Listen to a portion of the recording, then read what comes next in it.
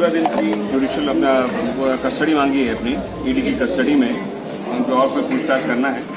उसमें जितने भी वकील हैं, हमारे सीनियर लॉयर साहब हैं, उन्होंने उसको अपोज किया है कि जो अरेस्ट है वही गलत है और ईडी में जो है इनको रिमांड नहीं दे सकती, क्योंकि जो कह रहे हैं कि आईटी रेड पहले हुई थी, तो आईटी रेड जो हुई थी वो आईटी का काम है, ईडी का काम वो नहीं है। इनकम टैक्स ने अगर जो रेट करी है, जो इनकम टैक्स को पैसा में मिला है, वो इनकम टैक्स जाने की, ईडी उसमें शेड्यूल ऑफेंस में इनकम टैक्स का ऑफेंस नहीं आते हैं, इसलिए जो है वो तो उसमें भी बहस हो गई है।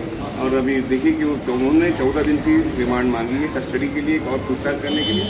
सबने अपोज किया है कि कस्टडी में अपना रिमांड ना दिया जाए। कितनी जो रकम बरामद की है कि सोने की बात है, नहीं वो सब जो पुरानी जो रकम है, जो है पुरानी जो रकम है, वो जो इनकम टैक्स रेट कर दी उसी को ही बताए हैं इन्होंने वहाँ पे कि इनकम टैक्स में रेट करके इतना मिला है। तो इनकम टैक्स का जो है शेड्यूल ऑफेंस में नहीं आता, ये हमारा ऑफेंस है। सर ईडी ने जो रेट की अभी कल मतलब वाला कैश की बात नहीं आई, नहीं वो इनकम टैक्स रेट को ही बताया उन्होंने अपने।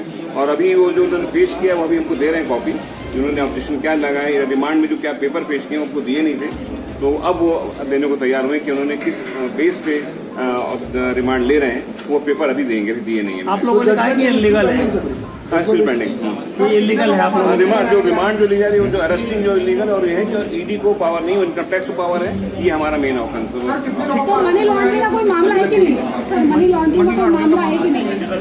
मनी लॉन्ड्रिंग का कोई मामला है? मनी लॉन्ड्रिंग का मामला के केस में इन्होंने अरेस्ट किया है, यहाँ पे जो पेश किया है वो मनी लॉन्ड्रिंग के केस में ही किया है। मगर हमारा ये कहना है कि जो ऐसे जो बरामद हुए हैं वो इनकम टैक्स बरामद हुए हैं, और इनकम टैक्स का ऑफेंस जो है वो शेड्यूल ऑफेंस में नहीं आता है। थैंक यू भैया। For 14 days, we have argued that they do not have a power and the ED procedure is illegal. We have also pointed out that they were supposed to produce my client within 24 hours, but they have illegally detained him. They picked him up at 11th. They are producing him on 13th. So my constitutional rights of my clients have been violated. Moreover, all their search proceedings and every proceeding is forged and it is antedated. So rather the fingers are being pointed at ED.